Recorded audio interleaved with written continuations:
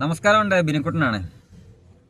KSRTC സൗജന്യ യാത്ര ശരിക്കും പറഞ്ഞാൽ കേരളത്തിലെ ജനങ്ങൾ ആഗ്രഹിക്കാത്ത, അതായത് ആവശ്യപ്പെടാത്ത ഒരു കാര്യമാണ് ഇപ്പോൾ സർക്കാർ ചെയ്യാൻ പോകുന്നത്. ഞാൻ സർക്കാരിനെ പള്ളു പറയുമല്ല, KSRTCക്ക് അങ്ങനെ സൗജന്യ യാത്ര കൊടുക്കാമെങ്കിൽ ഞാൻ വീണ്ടും ആവർത്തിച്ച് പറയുന്നു, അത് സ്ത്രീകൾക്ക് മാത്രമായിട്ട് നിജപ്പെടുത്തിയത് എന്തുകൊണ്ട്? സ്ത്രീകൾക്ക് മാത്രം ആ ഒരു മുൻഗണന അല്ല, അവർക്ക് മാത്രമായിട്ട് ആ ഒരു അവകാശം എന്തിനു കൊടുത്തു? നമ്മൾ സാധാരണക്കാരായ ജനങ്ങളാണ്, ഓട്ടോറിക്ഷ ടാക്സി തൊഴിലാളിയും ശരി, കൂലിപ്പണിക്ക് പോകുന്നവരൊക്കെ ഉണ്ട്. ഞങ്ങളുടെ കൂട്ടത്തിലൊക്കെ തീരെ വയ്യാത്ത, നിവൃത്തിയില്ലാത്ത ഇഷ്ടംപോലെ ആൾക്കാരുണ്ട്. വേറെ ജോലിക്കും പോകാതൊക്കെ നിൽക്കുന്ന ഒരുപാട് ആൾക്കാരുണ്ട്. മനസ്സിലായില്ലേ? അങ്ങനെയുള്ളവർക്കൊക്കെ അതാണ് ഞാൻ ആദ്യമേ ഒരു വീഡിയോ ചെയ്തപ്പോഴും പറഞ്ഞത്. അർഹതപ്പെട്ടവർക്ക് സൗജന്യ യാത്ര കൊടുക്കുക. മാസം 10-30,000 രൂപ ശമ്പളം മേടിക്കുന്നവർക്ക് സൗജന്യം, കൃത്യമായിട്ട് മാസം വരുമാനമുള്ള, പെൻഷനുള്ള, വീട്ടിലാണെങ്കിൽ ഇട്ടുമൂണാനുള്ള സ്വത്തുള്ള. അപ്പം നിങ്ങൾ ഇവരൊക്കെ ബസ് യാത്ര ചെയ്യുന്നു, ശരിക്കും ചെയ്യുന്നുണ്ട്. ഇപ്പം എൻ്റെ നാട്ടിൽ പത്തനംതിട്ടയാണ്. ഇവിടുന്ന് ഇപ്പോൾ തിരുവനന്തപുരത്ത് സർക്കാർ ഓഫീസ് ജോലി ചെയ്യുന്നവർ എന്നും വണ്ടി കൊണ്ട് പോകത്തില്ല, അവർ ബസ്സിനെ പോകത്തുള്ളൂ.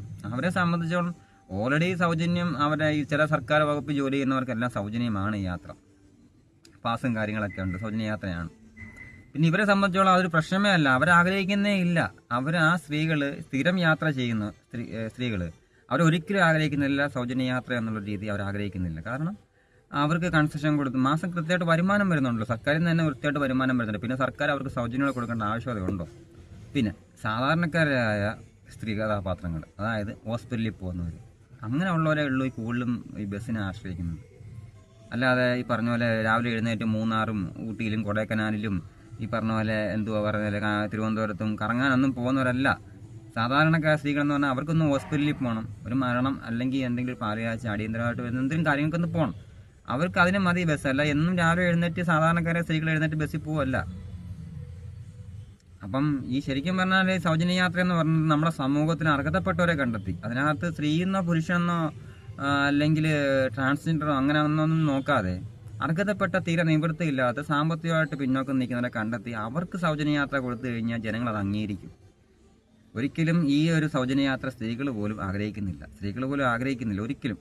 ഒരു സോഷ്യൽ മീഡിയയിലും വന്ന ഇതുപോലെ തമിഴ്നാട്ടിലല്ലേ കർണാടകയിൽ സ്ത്രീകൾക്ക് സൗജന്യ യാത്രയാണ്, നമ്മുടെ നാട്ടിലും വേണമെന്ന് ആരും ഇതുവരെ പറഞ്ഞിട്ടില്ല. സ്വയമേ ഒരു സർക്കാരും കൊടുക്കുകയാണ് സൗജന്യ യാത്ര എന്ന് പറഞ്ഞാൽ. എന്നിട്ട് പറയുന്നു ഈ സൗജന്യ യാത്ര സ്ത്രീകൾക്ക് അനുവദിക്കുമ്പോൾ ഇത്ര കോടി രൂപയോളം നഷ്ടം മാസം വരുന്നുണ്ട്, ആ നഷ്ടം സർക്കാർ നികത്തിക്കൊള്ളാമെന്ന്. സർക്കാർ നികത്തിയാലും ആരും നികത്തിയാലും അത് സാധാരണക്കാരൻ്റെ അല്ല, നമ്മുടെ നാട്ടിലെ ജനങ്ങളുടെ പൈസയാണ്, നികുതി പണമോ എന്തെങ്കിലും രീതി കിട്ടുന്ന വരുമാനമാണ്.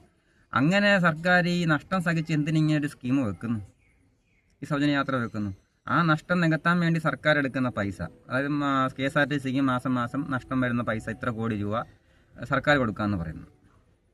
ഈ കോടിക്കണക്കിന് രൂപയുടെ കണക്കൊക്കെ പറയുമ്പോൾ ഇത് സാധാരണക്കാരൻ്റെ പൈസ, സാധാരണക്കാരനല്ല, നമ്മുടെ നാട്ടിലെ ജനങ്ങളുടെ പൈസ തന്നെയാണെന്ന് മനസ്സിലാക്കണം. അപ്പോൾ ആ പൈസ വെച്ച് വേറെ എന്തെല്ലാം കാര്യങ്ങൾ ചെയ്യാം നമ്മുടെ നാടിന് വേണ്ടി? നമ്മുടെ റോഡ് വികസനമോ അല്ലെങ്കിൽ എന്തെങ്കിലും പുതിയ പ്രോജക്റ്റോ, നമ്മുടെ നാട്ടിൽ വികസനങ്ങൾ വരണം. ഇപ്പോൾ സൗജന്യ റേഷനോ സൗജന്യ KSRTC യാത്രയൊന്നും അല്ല നമ്മുടെ നാട് ആഗ്രഹിക്കുന്നത്. ഇപ്പോഴും നമ്മൾ പഴയ രീതിയിൽ നിൽക്കുവാണ്. ഇവിടെ വികസനങ്ങൾ വരണമെങ്കിൽ നല്ല വികസന സ്ഥാപനങ്ങൾ വരണം, സർക്കാർ പുതിയ വ്യവസായ സ്ഥാപനങ്ങൾ കൊണ്ടുവരട്ടെ, അവിടെ കുറച്ച് പേർക്ക് ജോലി കൊടുക്കട്ടെ, അവർ ജോലി ചെയ്ത് അവർ ജീവിച്ചു പോകും, അവർക്ക് സൗജന്യം വേണ്ട.